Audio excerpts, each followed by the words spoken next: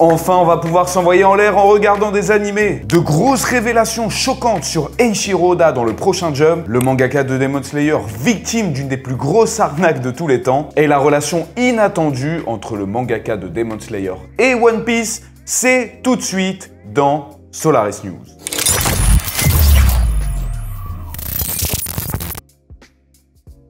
Il aura donc fallu attendre jusque 2025 pour avoir un catalogue d'animés digne de ce nom dans les avions. Et ça, c'est grâce à la compagnie aérienne américaine Delta Airlines en partenariat avec Crunchyroll. Ce partenariat va permettre la mise en place de 170 000 écrans dans les avions Delta Airlines qui vont être donc implémentés du catalogue incroyable de Crunchyroll. Et si vous vous demandez pourquoi est-ce que ça a mis aussi longtemps alors que les animés sont de plus en plus populaires dans le monde entier, eh bien c'est tout simplement à cause des droits internationaux. En effet, vous savez qu'un animé ne dispose pas des mêmes droits d'exploitation dans les différents pays du monde. Mais comme Crunchyroll s'est mondialisé sur ces dernières années, ils vont enfin pouvoir proposer ça partout dans le monde. Et c'est plutôt sympa puisque Delta Airlines fait notamment Paris-Tokyo. Et sur un 13 heures de vol, vous pourrez regarder par exemple les 2 premières saisons de Demon Slayer, Cowboy Bebop ou Samurai Champloo, au choix, et même la saison 1 et 2 de Mob Psycho 100.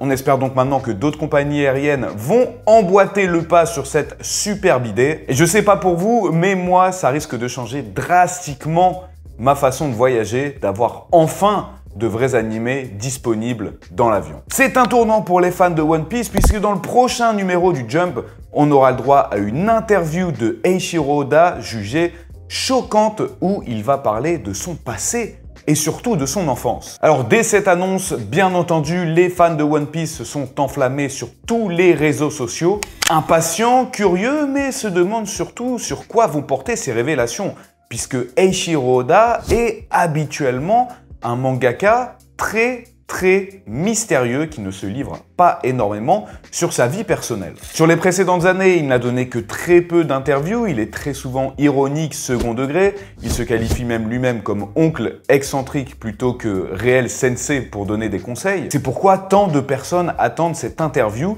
puisqu'on ne nous l'aurait pas teasé de cette façon s'il n'y avait pas vraiment quelque chose d'incroyable derrière. Il faut rappeler que c'est assez exceptionnel, surtout au Japon, qu'un mangaka toujours en exercice et surtout aussi connu que Eiichiro Oda se livre de manière aussi intime.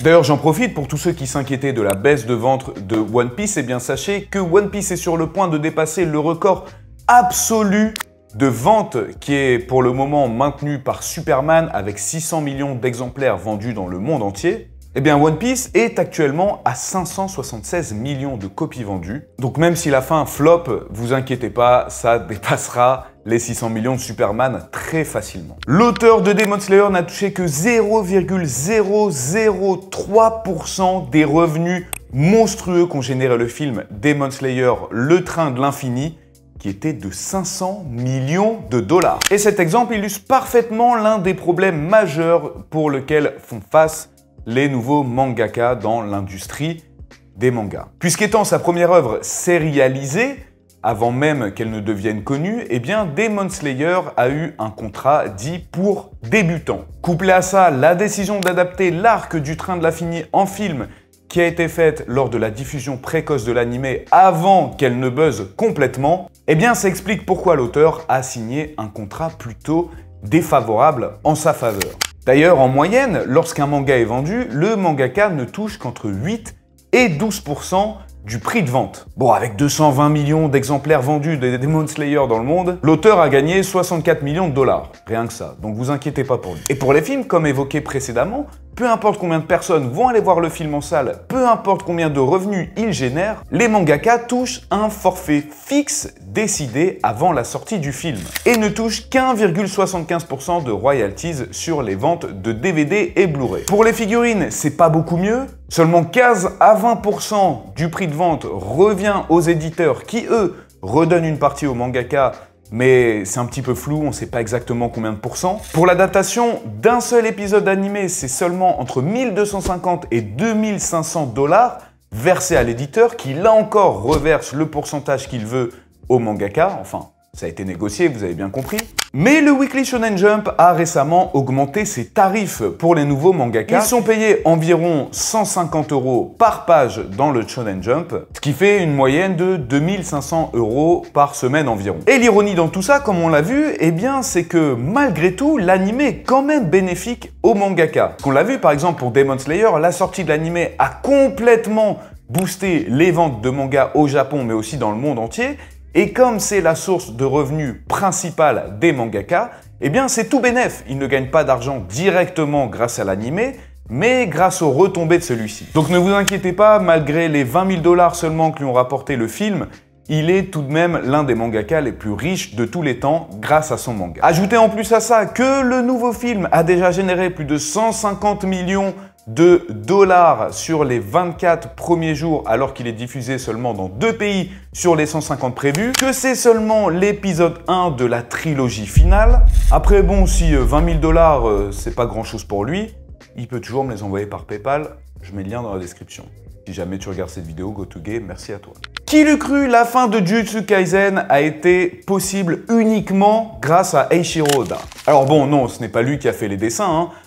Il a déjà suffisamment à faire avec One Piece et tous les projets autour de son œuvre. Mais lors du sprint final de Jujutsu Kaisen, Gege Akutami était en plein burn-out et il n'arrivait pas à ralentir, ce qui impactait énormément sa santé. Eiichiro Oda étant déjà passé par cette phase et travaillant dans l'industrie depuis de nombreuses années, il a décidé de consulter Gege Akutami, de lui trouver un traitement médical et même un hôpital adapté pour qu'il puisse se soigner. C'est ce qui a permis à Akutami de se remettre sur pied et de pouvoir terminer Jujutsu Kaisen dans de bonnes conditions. Donc voilà, ça c'est pour les fans de Demon Slayer et de One Piece qui se font la guerre pour savoir quel est le meilleur manga ou qui a le plus vendu et veulent se trash talk l'un entre les autres.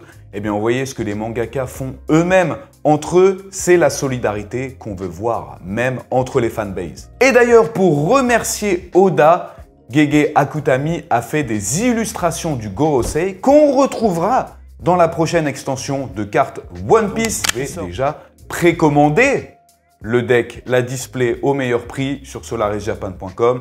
Vous avez le lien dans la description. On passe maintenant à la rubrique figurines et je vous propose en premier cette Pop-Up Parade de Solo Leveling en précommande à moins 25% qui sortira au mois de janvier 2026. Mais aussi moins 40% sur cette figurine de Diabolo de JoJo's Bizarre Adventure. Mais attention, elle fait aussi office de stylo. Et oui, c'est incroyable. Et ma sélection figurine de cette semaine, c'est la Vibration Star de Toby. Alors pourquoi cette figurine est si spéciale à mes yeux? Déjà, la pose de Toby a énormément de signification pour moi. C'était vraiment mon move de prédilection lorsque j'étais en boîte de nuit sur ma première année de PVT au Japon. Mais plus sérieusement, c'est la première price figure de Toby qu'on peut retrouver sur le marché, au-delà des scale figures à plusieurs centaines d'euros.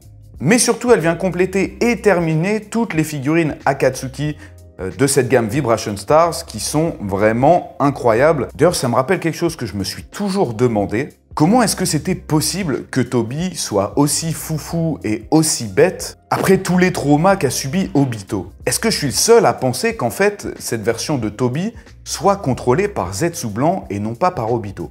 Enfin bref, la figurine n'a rien d'exceptionnel, mais pour ce prix, je trouve que ça vaut le coup.